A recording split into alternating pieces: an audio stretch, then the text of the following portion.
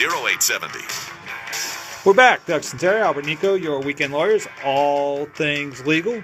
Really didn't get a chance to talk about the Saints game too much. You didn't watch it. You watched a little bit of it, huh? I was on the TV. I saw Drew Brees, first series, and he looked sharp. He looked good.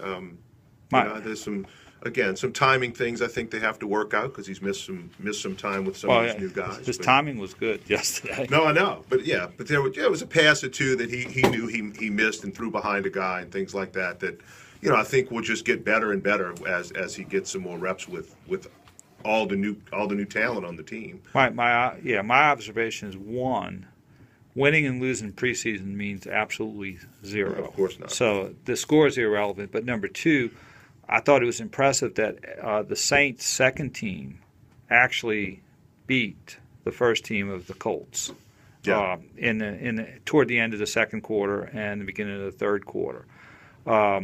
Also, when you watch Drew Brees and then you watch McCown or Griffin come in, or you could see the real difference. Or I was watching Manuel from Buffalo yesterday in a preseason game against Tampa Bay, and also McCown from Tampa. Right. To watch those quarterbacks and then watch Brees, and I think the big thing is accuracy, because a lot of times no substitute for it. Right, just like the pass to Jimmy Graham.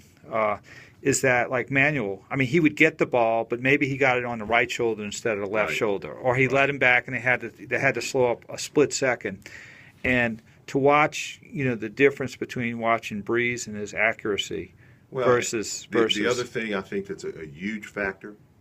When a young receiver is out there and the ball's coming to him and it's coming from Drew Brees, they want to impress Drew Brees. They want to catch that ball. They're gonna, whether they know it or not, subconsciously or whatever. And I've actually heard some of them vocalize this, that they, I'm going to catch every pass that he's thrown. I mean, he's one of the greatest ever. I'm going to do what I can to catch that pass. And I don't think you have that level of intensity with the backup guys.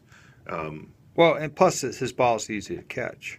I mean, again, he hits you in stride. He hits you in ways where you're really not exposed, and he puts it in a place where only the receiver can get it, and the defense back can't really get to it. So that was good. The defense is looking really, really well. There's no appreciable weaknesses. The kicking on the game Saints. Concerns me a little bit. Which with the Dimke or Graham? Yeah, I just you got Dimke looks great on all his kicks. Dimke looks great. It's just it's reps. You're out there and you're in situations and you're kicking and he's just kind of an unknown. In terms of. I think they're going to keep Dimke. I think they will too. And I think they'll keep Graham close by. What do you think they're going to do with quarterback? It's tough. It's tough because just from what the little bit that I saw, Griffin did not look as good last night. He looked a little more rattled. They threw a little bit more at him. Yeah, that's right. Like Dave said, our engineer McCown holds the ball too long. I saw a play or two that happen, and then he was in a situation where he was getting knocked back, and he just threw it up for grabs, and it got picked. So those are young quarterback mistakes. But I think Peyton really wanted him to succeed and be the guy because he's the younger guy. You can invest more in him and train him. Plus you could save a roster spot because if you keep McCown, you're going to have to keep Griffin because he would be exposed to other teams and he's liable to be picked up. In fact, last year he was signed to the active roster off the practice squad because they didn't want another team to pick him up. Whereas if they keep Griffin, they could probably cut loose McCown. Oh, somebody would grab him.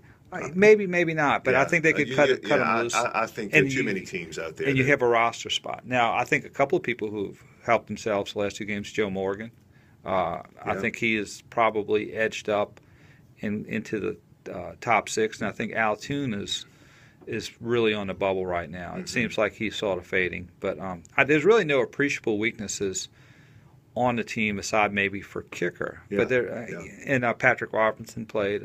He did okay. Champ Bailey hadn't been out there yet, but I think they're just resting him.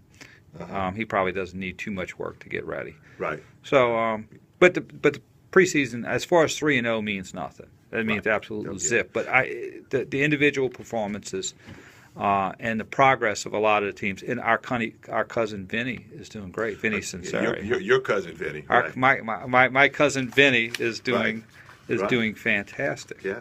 So, in fact, what I wanted to do is I think I'm going to order my family 43 jerseys now and have Sunseri on it. Because, well, I was wanting to see if he was going to make the team before I did it. But I bet he does make the team. I bet he does. He better not change his number. Oh, so, that's true. Yeah, he might change numbers after on an active roster. So we'll see. But Vinny's looking good. So, all right. But let's go to a break. Doug Sunseri, Albert Nico, your Weekend Lawyers, all things legal. We'll be right back after this brief timeout.